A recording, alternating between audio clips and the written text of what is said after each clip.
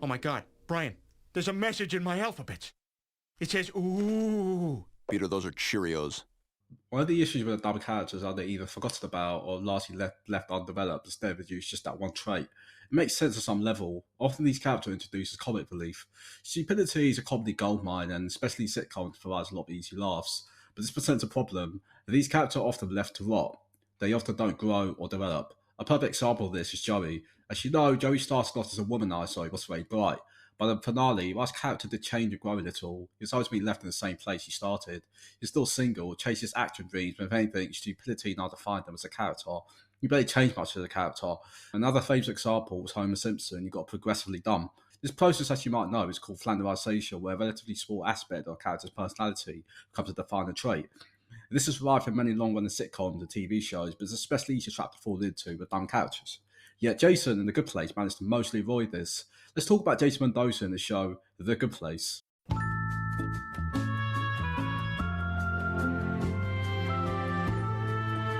Spoiler alert if you haven't watched the show yet. The Good Place is a show about a lady called Eleanor who dies and makes it a good place, like heaven kind of. One issue though is that she realises doesn't belong. The person in charge, Michael, is described as Sonia, isn't her.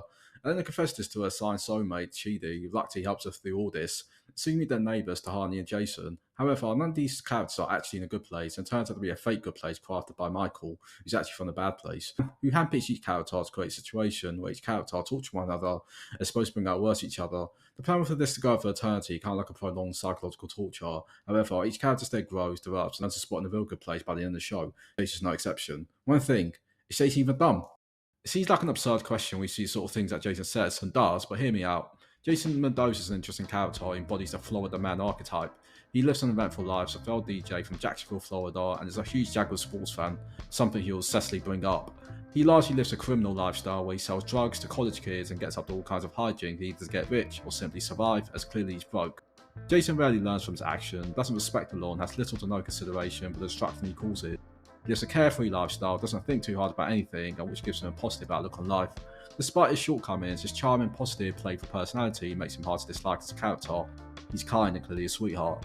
Tani eloquently put it, He has massive amounts of unearned confidence and is utterly unaware of his own absurdity. It makes it hard for us to believe Jason ever has ill intent when he does things that he does. We're not really introduced that character at the beginning of the show. In The Good Place, Jason, like Eleanor, needs to act like someone else, someone who's almost the complete opposite of him, a wise Taiwanese monk who chooses to remain silent even after his death. As you can imagine, this is torture for him. One of the unique things about Jason's story is that our first impression is not that of a dumb character, but rather one who's quite introspective. On some level, this is foreshadowing, and Jason in many ways becomes the monk you have to play, but on that later. In the season finale, where Jason reveals himself to Eleanor, we actually see sparks of Jason's intelligence. Firstly, Jason didn't confront Eleanor immediately. Jason reveals to Eleanor that he found that she doesn't belong when she drunkenly confessed to him. Jason didn't press Eleanor on this immediately, instead sends a series of anonymous notes hinting that he knows her secret. When I first watched this, I wondered about this, but if I could speculate, I think I understand why he did this. Jason was smart enough to realise that drunken confessions should be taken with a grain of salt. Jason was drunk, may just was saying something random or silly. Jason had to be sure of suspicion, sure he didn't expose him to the wrong person and end up in a real bad place. That's good strategic thinking for someone who's supposed to be as dense as Jason. Admittedly, speculation on my part, but maybe he thought it would be more fun that way. There are, however, more concrete examples of Jason being smart. Throughout the show, there are times when Jason's able to come up with smart ideas sufficiently quickly. Think of how he smarts the monk that's annoying him in the episode Derek, when he places the spoke on his bike so the monk is able to follow him on the bike. Or that time when Jason uses a massage technique he learned from a nurse to calm Michael down. Even Eleanor seemed impressed by that one. And this leads on to my next example. Jason is spacey and clueless until he isn't. In other words, he's surprisingly observant in certain situations. Remember in the episode The Answer, where Michael fails to convince the judge of his argument about the injustice of the point system and Jason swoops in with a decent argument? I love this moment for many reasons, mainly because it shows a lot. Jason grasps Michael's argument and needed for some refinement to judge missed the point. He was able to nudge Michael in the right direction and way he knew how. A relevant story which hammers on the fact that the complexity of the modern world makes it near impossible the right thing all the time. Some of us don't have time or simply have too much on our plate. It's overwhelming. I love how he throws back the tomato example at the judge to really clarify his point. Also, notice the Willy Wonka reference. Jason was surely painted the picture in this story. In short, Jason was able to think quickly on his feet here and again showed that each person that paid attention can have intelligent insights. There is of course a hallmark moment, and again, spoiler alert. When Jason was the only one who spotted that good Janet was actually bad Janet in disguise. Not only did he notice this, but he formulated a clever plan to suss out bad Janet. There's also the time when he tricked Chidi into thinking he was affected by his comment, which in turn got Chidi to reflect on his own relationship with Eleanor. It's a trap. Well, you need that to be true because you're dating Janet. Ultimate opposites. So what are you saying? Janet might get bored of me? No, that's not. I'm sorry. I didn't mean. Man, honestly. No, Jason, come back. Maybe on paper, you and Janet don't make total sense, but who cares? The relationship you have built together is wonderful. She knows you and loves you, and that's all that matters. Do you really believe that? Of course I do. So cool! Sorry? I got you so bad. Dude, pretend what you just said was what you said to you instead of to me. And you have to listen to yourself because it was already in your own head and then came out. But just put it back in your head and realize that it was you talking about you and Eleanor.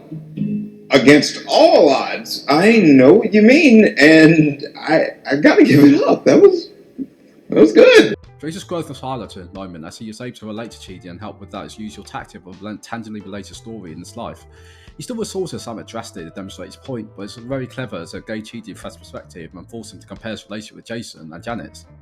Now, it's a trope for dumb characters to occasionally do something brilliant for the sake of humour. You find this in every sitcom with a dumb character, but usually those are one-liners and not done consistently. These smart moments are more consistent and demonstrate an ability to plan, strategize, and in some cases articulate thoughts in a coherent and intelligent way. It's almost like when Jason is forced to think, whether it's due to urgency or a rare moment of mental clarity, it becomes a lot smarter than he lets on. But maybe he is dumb, just not like we expect in sitcoms. In reality, people are nuanced, complex individuals with their own talent and flaws. Intelligence is one of the things that people argue about endlessly because obviously it's quite hard to tell how smart someone really is. The dumbest person in the world can surprise you. The smartest person you know can often do bafflingly stupid things. People often come with terms like street smart, book smart, even say multiple intelligence exists to couple these bases. Most are skeptical of IQ because something about reducing intelligence to a number doesn't sit right for most people. It seems more multifaceted than that, and maybe it is. Hence why Jason's written so well. Jason seems extremely stupid, but when you look closely, you see he has moments where he's intelligent in his own way. It makes for a more complex character that shows age to develop. But Jason's growth is believable because he's shown time and time again he also isn't completely clueless and is capable of looking inward. In addition, Jason wasn't reduced to that one trait. He has many positive aspects that also define him. He's charming, he's confident, he knows how to relate with people, as I've demonstrated with Chidi, but he's also shown himself to be good at giving advice, making people feel heard and listened to. Just look at his relationship with Tahani and Janet. This points to some emotional intelligence on Jason's part. To summarise, if there's one message you take away from The Good Place, is that in the right environment with the right people, anyone or most people can become better, maybe even good, even people like Brent. This applies to Jason possibly more than any other character on the show. In my opinion, intelligence can manifest in different ways depending on one's personality and can be used in different ways. I tend to view intellect as capacity. Some people depend on their environment, don't really use it or goes to waste. The environment Jason grew up in was very anti-intellectual, but also played a hand in developing Jason, the type of person who's upbeat and social, but also a bit dim, slow, and lacking a lot of common sense. In this environment, Marsh Jason's truly intelligent, but The Good Place provided a perfect environment for him to grow and for his more positive aspects of personality to come out. It's sad how Jason's life ended up, but also great that in The Good Place he got a chance to grow, develop, and his intelligence was able to shine. As many say, Jason finally became the monk he initially pretended to be.